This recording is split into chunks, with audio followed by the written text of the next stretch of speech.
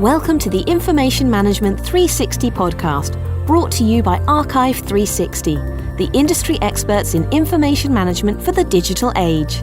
The Information Management 360 podcast delivers thoughtful conversations about compliance, records management, data security, e-discovery, and much more, so you can learn how to better manage and protect your data in the cloud.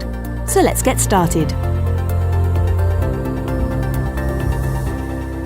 Welcome to Archive 360's Information Management 360 podcast. My name is Bill Tolson, and I'm the Vice President of Compliance and E-Discovery at Archive 360. Joining me today is Cherie Givens, Chief Privacy Officer for the state of North Carolina. Cherie is a certified information privacy professional and an attorney with more than 20 years of experience. Welcome, Cherie, and thanks again for joining me today to discuss this really interesting topic that I've been following for, a year and a half now in my podcasts around privacy, data privacy, and data security, information governance, all of those kinds of things. They all sort of tie together. But again, welcome, Cherie. Thank you, Bill. I'm happy to be here. All right, let's get right into it. In going through your press and stuff like that, I saw that I believe you're the first Chief Privacy Officer for the state of North Carolina. Can you tell us what were the driving factors for the state to create your position? Sure. So I'm thrilled to be the first Chief Privacy Officer for the state. And the way that this came about is that there is a provision for the Secretary of DIT is also the Chief Information Officer. So he's both the Secretary and he's the Chief Information Officer. And within his powers, he has the responsibility for privacy for all of the state's information technology systems and associated data. He also has the ability to hire within that realm to add to his management staff in order to fulfill those duties. And so the hiring of me, my position was part of that. He came from Washington State, where they also had a chief privacy officer. And in Washington State, that role was put in through statute. And so he had the chance to work there and get a better understanding of all of that, although he, already obviously had an understanding of privacy. He was able to see the impact that having a chief privacy officer can make. And so I was thrilled that the position was created in North Carolina. And at the time that I took it, there were only, I think I was like the 13th or the 14th chief privacy officer. And now I believe there are 23. So it's still relatively new. And it really was due to him knowing how important that is and separating it out from security that I think that is the reason that it was created. Yeah, now that's a great kind of foresight on his part, especially with all of the movement and stuff going on around the states and at the federal level with privacy. I think states are going to be well served by having somebody like yourself helping out. In Colorado, I think I looked. I don't think Colorado had one, but in my past podcasts, I've talked to several state senators around who were authors of privacy bills and how they went about it and everything. And really, really interesting recordings. But, following up on that, now that you're new, relatively new, but the position is new for the state, what in your mind and what in your boss's mind, what is the state chief privacy officer going to do? What are you going to be responsible for? What's your main focus? Wow. Well, so that's interesting. So when I was looking at the position, I looked at what the job description was to determine if it was going to be right for me. And it really mirrored a lot of what I had done at the federal level. So it mirrors a lot of the same responsibilities that you would have as a chief privacy officer for a federal agency. And so I do a number of different things. And I find this particularly interesting because it seems to vary depending on the state, what you would necessarily do or be involved in, I guess, because it's so new. So some of the things that I do include, so far, I've adopted a fair information practice principles for our agency. I've created the Office Privacy and Data Protections website that offers guidance to the agencies and to others. I've created privacy points of contact in executive branch agencies. So this is to grow and mature our privacy awareness and also privacy in the different agencies. I've also established monthly privacy meetings to share privacy best practices and mature the program. I've embedded, so I've looked at it not just based on what I was required to do based on the job description, but also like where I've seen privacy needs to be involved. So one key area for me was to embed privacy into contracts, into data sharing agreements, into the procurement review process. We've also launched a privacy training pilot. So training in privacy was also one of the aspects. And then further along on that is that we'll be building on that and creating role-based training. We do specialty training, so for HIPAA, FERPA, things like that. I also offer a number of different services to the state agencies. Since in my role, what I'm doing is providing guidance for the program overall at the state level. I provide guidance and consultation, so I'll meet with people from different agencies to discuss privacy issues and help to to work forward to a path of how can we solve this, what's the best way that we can go about it. I do procurement related reviews. I do privacy incident response and breach support. I also help agencies with, I guess I would call it federal alignment support. So some of our agencies get money through federal funds and are responsible for things like HIPAA compliance, FERPA compliance, and things of that nature. And so what I do is work with them to make sure that how they can comply with these rules and with the requirements, and then also what are the best ways that we can implement them. Then I'm also going to be rolling out a data breach exercise support. So part of what I did at the federal level before I came to the state was do data breach exercises that focused on PII, and we're actually going to be doing some of those in October with our cybersecurity symposium. But I do those sorts of things to really help agencies to prep and figure out where their weak spots are. And then we also have a privacy threshold analysis, so a PTA, or sometimes you might have a PIA. And this is an assessment that we go through and look at. And I've worked with our security folks to roll out one that's a combined one for our state. So instead of having to do like a separate security review, which is what had happened before,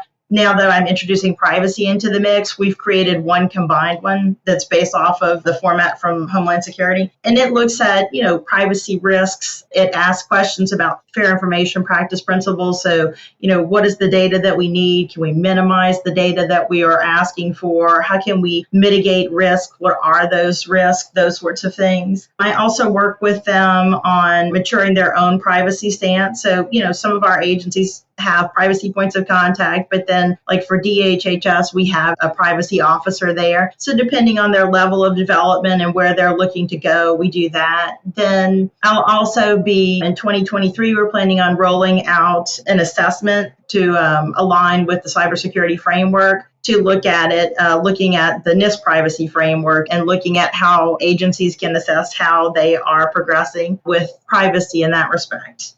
And I think, there's still so many things. I'm trying to think. I've only been here. I've been here 9 months, going on 9 months now, and that's a lot. But I think I've covered most of I'm definitely covering all the things that was in my job description, but then other things that I think need to happen. You've obviously already accomplished a great deal.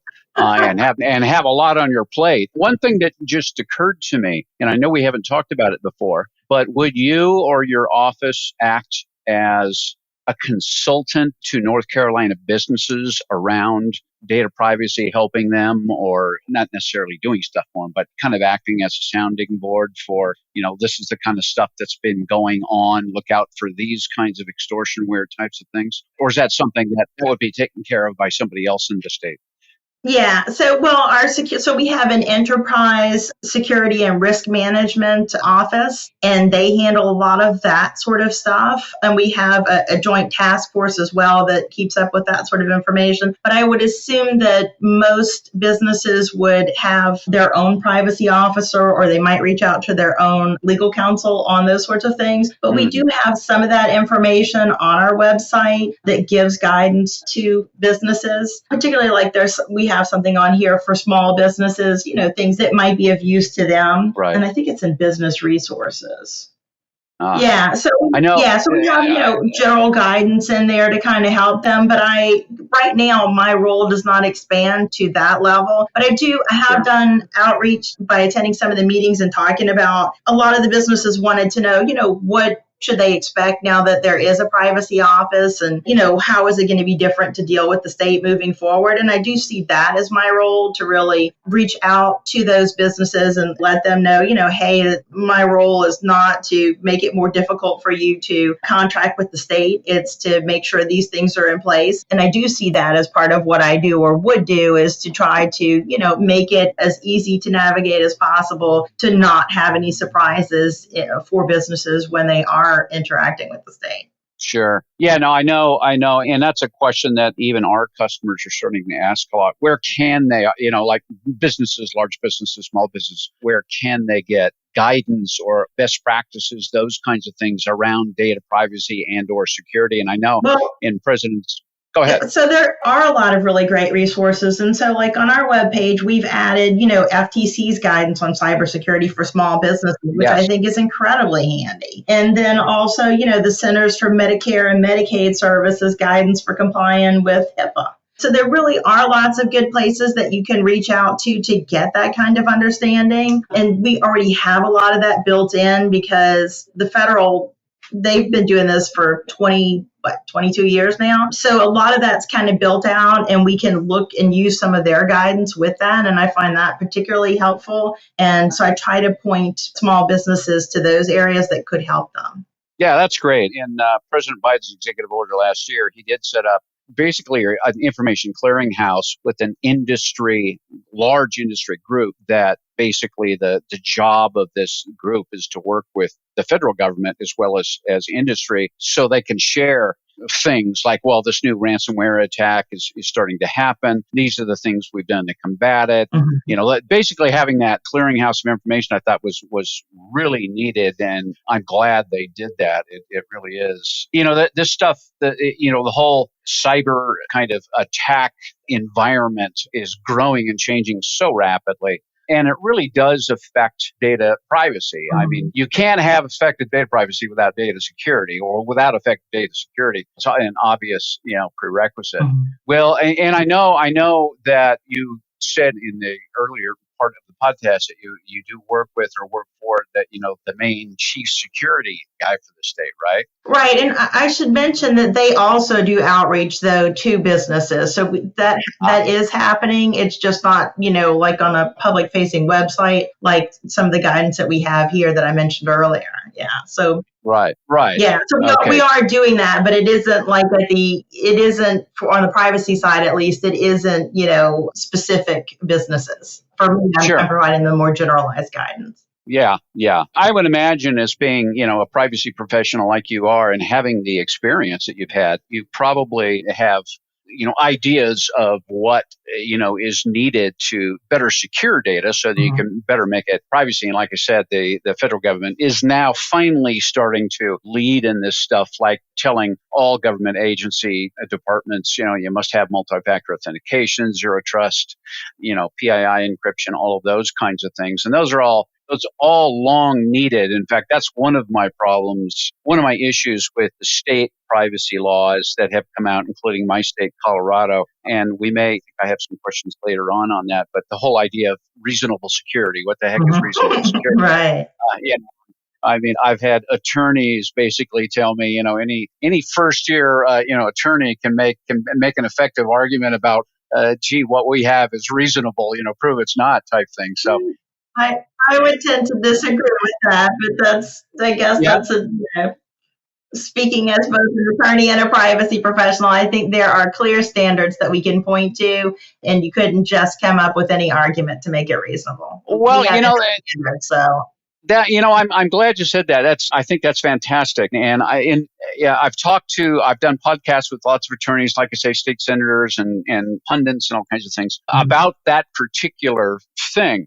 That particular, idea of reasonable security. And I was in one podcast I published, I think 2 weeks ago, with a gentleman named Chris Cronin. He actually was a co-author of the Sedona Conference paper from last year on defining what is legal reasonable security. And I didn't even know that thing existed. And he, educated me on it greatly. He was one of the co-authors, and it really comes down to this, and the Sedona Conference. It's basically a legal think tank of very well-respected legal thinkers, but they basically narrow down the idea of reasonable security to what equals an algorithm. They have basically a mathematical formula that says this is reasonable security. And I thought that was really interesting. But even more interesting, just in the last 2 weeks, there was a case settled against Wawa Incorporated. I guess this is a convenience store on the East Coast. I've never heard of it, but I guess they're pretty darn big. And 6 states brought a suit against them because they had suffered a very large breach. And the states came back and said, you didn't provide reasonable security. And obviously the company, was fighting back and everything. They actually came back with a decision from the 6 states that says, and Wawa accepted it, but basically it laid out a list of things that equals reasonable security. There's 7 or 8 bullet points that says, for these states and for Wawa and other companies dealing with PII, this is what you must do. And they included like PII encryption, some other things. In fact, I'm writing a blog right now around the whole idea of did this case decision basically just to actually define what reasonable security is. Well, we'll see. But it's a really interesting case. So I apologize going off tangent on that. But that's a subject that really has been of interest to me for quite a while. And like I say, I've talked to the various state senators about they all use exactly the same terminology. I mean, almost word for word. And it turns out that, and you mentioned Washington State, it turns out that Washington State was one, besides California, but Washington State was one of the first states that tried to pass state-level privacy laws. And they still haven't passed yet, but for some reason, many of the states, and even the states with bills that haven't made it in, copied the Washington State law very closely. And Washington State used that as well. And I've read the Washington State bill, several bills that haven't made it into law yet, but they were, really interesting. They were ahead of their time. I think they diverged from the California kind of way of wanting to do everything, but that's another discussion. So, question for you on cloud adoption. Many organizations, many states, many governments around the world have, and President Biden's executive order basically said to the government agencies, you must move to the cloud in this period of time, period. No exemptions, no nothing. What's your thought? Where is the state of North Carolina in moving to the cloud? And what are your thoughts on that for the states and how it may affect data privacy and stuff like that? Well, so we do have things in the cloud. We are in the process of moving more fully in that direction. For me, from a privacy standpoint, I'm concerned with, we talk about cloud, like cloud is, and I think, for people who maybe aren't familiar, it sounds like this amazing thing that covers everything. But to me, from a privacy perspective, It really comes down to what is in the contract. Right? Like, how are you going to protect the data? Where is my data going to live? Is it going to, reside within the continental United States? What is the level of protection on the data? What other tenants are in there? Those sorts of things concern me and would be of concern for me. Also, I'd want to know, what's the availability of the data? Have they, is this a system that's gone down before? I'm trying to think of there's just so many different things that I would be concerned about. I look at it, I guess, and maybe it's because of my legal background, but I always am really deep into the contract and what does it say and what exactly will I get? And, when will we be notified if there is some sort of an incident or a breach? And, what will we be able to do and find out? What sort of auditing is going on? How do we make sure that, depending on the level of the sensitivity of our data, what is the background on everybody who could possibly have access to it?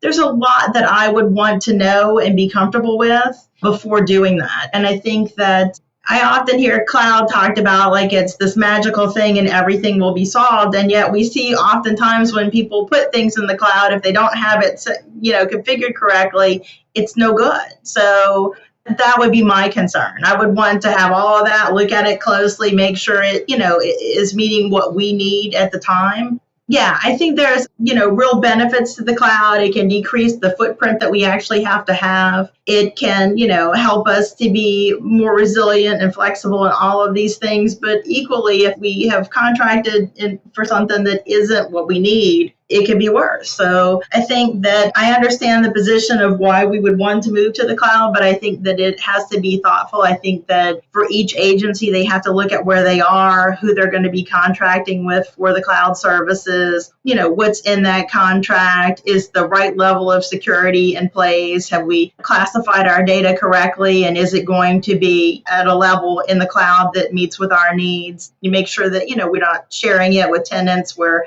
it might be more likely to be attacked or there might be problems, and those sorts of things would be of interest to me from a privacy standpoint. Yeah, those are great insights. I mean, you hit all of them right there, probably more than I would have thought of. But some of the things that we're seeing now with cloud is who owns the platform? Is it some third party, or is it one of the big three? Microsoft, Google, AWS, whatever. Right. Can you get, and it all comes down to your contract. You're absolutely spot on there. Do they do annual security assessments? By who? Is it from an outside source that's reputable? And now we're seeing with some of the emerging privacy laws, customers are starting to ask for privacy impact assessments. I think that's the right choice. Yeah. Yeah. And, is the sensitive data being encrypted? Where's the encryption keys being kept? Hopefully not in the same cloud. That's right. Most people don't even think of that, but who holds the encryption keys? Is it held by, for example, the state, or is it held by the cloud provider, and who has access to those encryption keys? And then the other thing that we've seen, and you mentioned this, I think you touched on it, is you want to keep the encryption keys separate, potentially on-prem or away from the third-party cloud, because we've seen, especially European businesses who are looking at the cloud, they're saying, well, based on U.S. law with the Cloud Act and FISA and all these other things, we want to be able to encrypt our data that goes into the cloud, but keep the encryption keys so that the intelligence agencies can't go into the third-party cloud and say, give me all of North Carolina's data or give me all of Archive 360's data. They could give it to them, but it's all encrypted, so they'd have to come to us to actually decrypt it. And that's the Europeans, based on, some of the things that have happened over the many years, Microsoft actually fighting, in Ireland over this question about who owns the data on U.S. servers in foreign countries. It's really opened up a bucket of worms. And like I say, the list of things that you just listed off are right on. So people are very, let's put it this way. They're not leery about the cloud anymore, but they want to know. They have very specific wants. And we found, by the way, that 5 years ago, for example, healthcare organizations would never put patient information in the cloud because it was deemed too sensitive. Now they've kind of gone the other way. But again, it depends on that provider and how effective they are in protecting the data. I mean, do you have within the cloud role-based access controls, like you mentioned? Can you do field-level encryption? All kinds of neat stuff like that. But the cloud is a hot topic. It has been for quite a while. The federal government is going full blast into it. But obviously with the feds, the big three, the big four cloud providers have very specific, separate federal clouds. Right. When I worked in the federal area, when the cloud was first being talked about there, and I can remember going through all these sorts of questions and having to really have it explained to me because I just didn't understand. And then, then when I realized it really is all about contracting, that it's just, it's down to what you've actually contracted for, that I guess that's how I see it. And so I always view it based on like, what exactly am I getting and what do I need? And, what happens in the event of a breach or an emergency or any other sort of thing that I need. And although it's not always practical, my favorite thing is to always be able to inspect what I want, right? Like to me, that's always the thing, right? Like auditing and accountability. I want to, as the person, who's put the data there, I want to be able to go in and check this out whenever I need to and make sure it's working as it should. Well, and you mentioned, putting data into a cloud where, the data is not physically separated, but also potentially not even programmatically separated. So you want to look at, separate tenancies, right. Within a cloud. How are those kept apart programmatically, who has access, all that kind of stuff. So you're obviously finely tuned onto the cloud, at least, the questions around it. And that's, part of our business involves cloud. I won't get into that, but, we're constantly, working with both small and very large companies that have very sensitive data. And there are very specific things, like you just mentioned, in the contract, but also technologically, what can be done to ensure that even if there is a breach, you're not going to be missing data. It's not going to be extorted. It's not going to be encrypted and then moved. 2 years ago, I think, I'm a member, our company is a member of the Cybersecurity Tech Accord, which is an international organization of companies that work with, the United Nations and the EU courts and all kinds of stuff around data security. And I actually wrote a blog for them basically saying, well, what if, with this new form of ransomware, what if instead of just encrypting their data, they actually stole the data and then, threatened to release it on the internet? But even if they went further and said, I'm going to release it on the internet and then I'm going to contact the GDPR authorities and tell them you just lost all this data onto the internet, you're looking at a 20 million euro fine. And literally 2 months later, that happens. Oh my gosh, yeah. So it's become, a thing. Part, the newer versions of extortionware is, besides just encrypting your data and extorting you for it, they're stealing all of your data and threatening to release it. In fact, I think it was on the Continental Pipeline where it involved, PII from individuals that were, buying gas and stuff. They actually the crooks went to the individual PII data owners and extorted them as well. Mm-hmm. So it's getting nuts.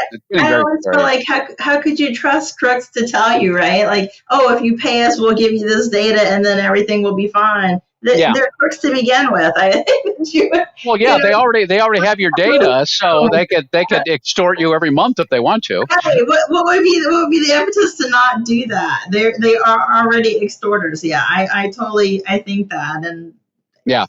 I had noticed that in a lot of the research and what the big data and market research firms are doing is the companies are less inclined to pay fines now. Not by much, but it has reduced a little bit. But the other side of that is cybersecurity insurance premiums are skyrocketing, which, that's not a surprise. Yeah, well, so North Carolina doesn't pay ransomware now. They've passed a law to stop that, right? Yeah, that's good. I mean, if they know you're not going to pay, then why would they take the time and everything to attack you? If yeah, we'll see how that plays out. But that's our position now. And I was asked a lot of questions about that from people in industry, and I think it makes sense to me, and it makes sense why we have to move that way. But I also understand that if you're a small company or a school or something like that, or a hospital, and you need that information right away, then I can see the other side too, but I can see why it's a no-win situation, because once you pay, then you're just into a cycle of being extorted. So exactly, because it gets around on the dark web that you paid, even if it's not on the front page of the Wall Street Journal. But following on, the topic we were on before I diverted us into all this other stuff. So in your chief privacy officer position, well, you might have touched on this, and I might never recognize it, but will your main focus be on consumer privacy, citizen privacy, or just internal state government privacy, between, the agencies, or a mix of all three or a couple of them? So I guess I'm a little unsure about the difference between citizen and consumer privacy. I mean, I'm concerned about the data that we're taking in, right? So if we're applying the fair information practice principles, we're giving people notice of what we're going to do with their data. We're only using their data for the purpose that we said we were going to use it for. We're not keeping it for longer than we need to. Yeah. We're essentially treating people fairly in the way that they expect to be treated. And when I talk about it internal to the state, I say, what if this was your grandmother and the state was getting information from your grandmother? She's going there to apply for a driver's license, and she thinks that she's given the state her information to get her driver's license. Is she going to expect it to show up somewhere else, or for the state to then use that information in a different way? And the answer is no. And so, or sell it. Yeah, and so this is how I approach it, right? Is would I expect this to happen to me, or if you're one of the people who, and it's upsetting to me the thought that there are still people who think, oh well, there is no privacy, so I'm not going to worry about it. If you're like that, then still think of it for others. And so I mean, I guess the line between consumers and public, or was it the consumers and the public? To me, they're the same. Yeah. Right? Citizen data. And I don't like to say citizen because I feel like all North Carolinians deserve the same rights and protections for us. Like, so if we've given our word and said this is how we're going to use the data, it shouldn't matter if you were a citizen or if you're a resident. Like, within the bounds of our state, this is how we're going to handle data fairly. Sure. No, that's fantastic. And you mentioned something in there about how long you're going to keep it, only for as long as the original purpose. That, I don't know if you've had a chance to read some of the 5 state privacy laws, but, that's a common factor across them is, now if they're collecting data from a consumer for whatever reason, maybe they want to download an ebook or something like that, to capture the data, they have to state what they're going to use the data for. And once that data has been used for that original purpose, all of the laws basically say that data has to be deleted. Yeah. You can't just keep it and use it whenever you want for anything. Yeah, at the state, we have a data retention policies. Data retention schedules, and we follow those policies. So we're keeping it based on what the state has determined is the required amount of time. But what I'm doing is helping, our agencies to think about this on a regular basis, because I think part of the problem is it isn't that people don't want to do that. It's that, data winds up here, there, and wherever, and it doesn't necessarily, the retention schedule doesn't necessarily follow it. Yeah. And if, privacy awareness isn't there, you may not realize it. So what we're doing is just really highlighting that and reminding and thinking about that. Because I think that everyone that I've encountered in the state so far has wanted to do the right thing and been excited to be a part of this. And I think it is just a matter of keeping privacy there at the forefront, implementing privacy by design, right? So to think about it right at the beginning and make sure you have mechanisms in place so that how you wanted to handle it responsibly, that mindset and that those requirements around that data follow the data where it's going throughout its life cycle. That's really a great way to look at it. You mentioned, you want to treat PII as if it was your grandmother's. How would you want it to be used or not misused? In fact, the Senator Kevin Thomas, state senator in New York, every year he's been putting in new privacy bills for the state, consumer privacy bills that haven't passed yet. But in a couple of he's included a provision around the data collector and or processor must utilize and hold the data as if they were a data fiduciary. Strictly for the benefit of the PII data subject, not for the betterment or what's good for the company. So obviously that has been a major sticking point for him. And every time he's brought a law together, I haven't seen any other state do that, but states now are starting to write in the duty of loyalty or the duty of loyalty and care, which is a version of data fiduciary. And that, again, it's a sticking point. But yeah, well, I guess to me, I see that as the fair information, right? That's the fair information practice that, is the foundation for the Privacy Act of 1974 and for most privacy laws that we see. Yeah. And to me, that makes perfect sense. Yeah. Like if you're treating the data fairly, then that's really what you need to be doing. I mean, I'm sure that there must be, I'm sure there's I wonder if part of it's not the language, I guess is what I'm saying, is that it might be the way that that's characterized might be causing the trouble there. Because I feel like who can argue with treating it fairly, right? I feel like you're in a position where how could you justify not treating the data fairly and not treating the people whose data you've taken in? How can you really justify not doing what you said you were going to do? That's a great point. I hadn't thought of it that way, but yeah. Well, following up on that, North Carolina hasn't yet passed a consumer data privacy law yet, and I know they've had bills and stuff. Well, as part of your job, do you see yourself maybe potentially working with the state legislature to help them craft privacy bills? I would love to do that. And I actually have been asked about doing that. And I look forward to that opportunity. I would be happy to do that. It will obviously be, what the legislators feel is right for our state. But I definitely think that my years of working in federal agencies and following, privacy closely, I have a good understanding of what, most people would be expecting to have in there. And I also have seen, following the laws that have passed and those that haven't, I know some of the sticking points. So, and I think, for our state, we aren't California. So we'll need a different mix than that for it to work here, I would think. Okay.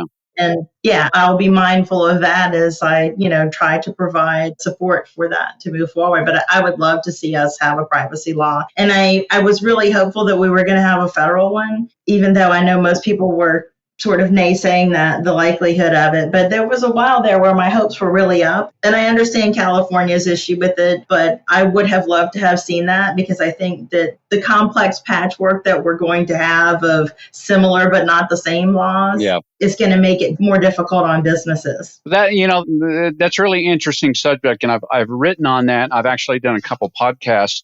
The law the bill that you're talking about is the American Data Privacy and Protection Act, the ADPPA. Right. And I actually sat in on several of the House Energy and Commerce Committee meetings on it. And it really, it passed out of the committee in a very bipartisan fashion. I think there's 2 votes against it, 50 something for it. So everybody thought that was really great work. And I read the bill and a couple of things jumped out at me. But first, you mentioned the state of California. One of the big problems with the federal bill is the idea of preemption, meaning, and this is what every company, every organization wants, is they don't want to follow 51 individual privacy laws because they all differ slightly in definitions and things like that. They want to find one. So the idea on the ADPPA was, if this passes and becomes law, then it supersedes all the state laws and companies. Well, they had some carve-outs then.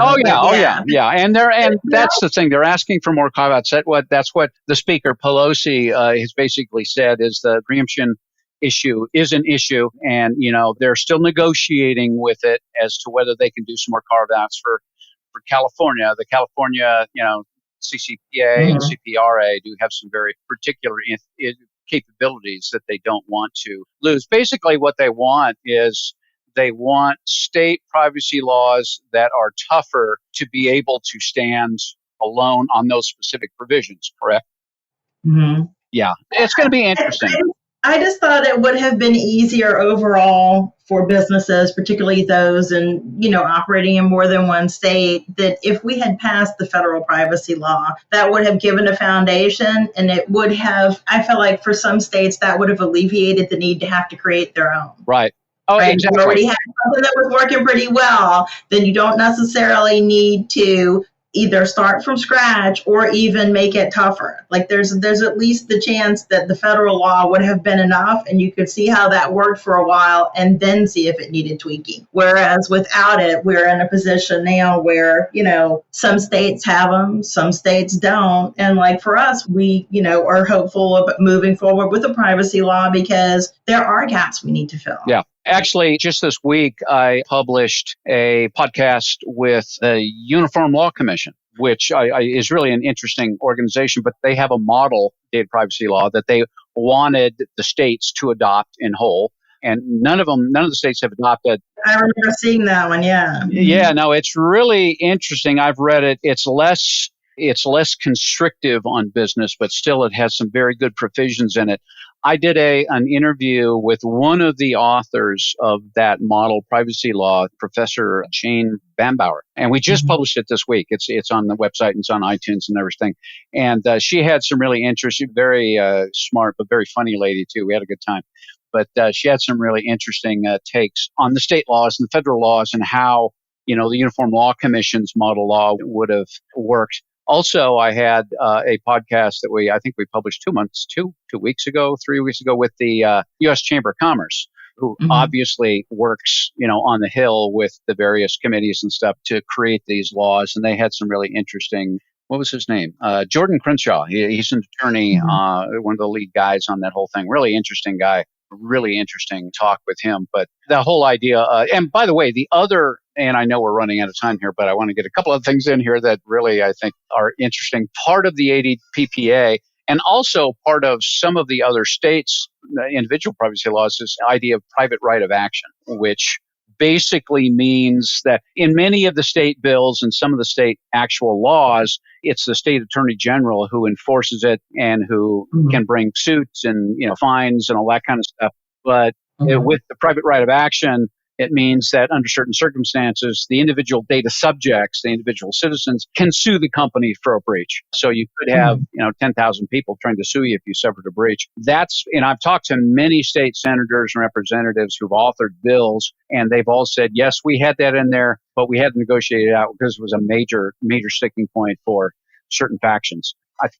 That's what I've heard as well. Yeah. And that's what I would imagine would be an issue for North Carolina as well. Yeah, California has it. The federal bill so far has it. Actually, I've been following Canada has a very interesting privacy bill in their parliament right now. It's called C-27, but they also include private right of action. And like you say, that's one of those things that they're just going to fight over like crazy. Well, I think speaking just for myself, I think that if there is a reasonable amount of time to fix it and you've chosen not to fix it, there should be a private right of action. I feel like there's a window of time when once you've been apprised that something is not right and that you need to address it, if you continue to not address it, then there should be some action that someone can take. You shouldn't have to wait forever.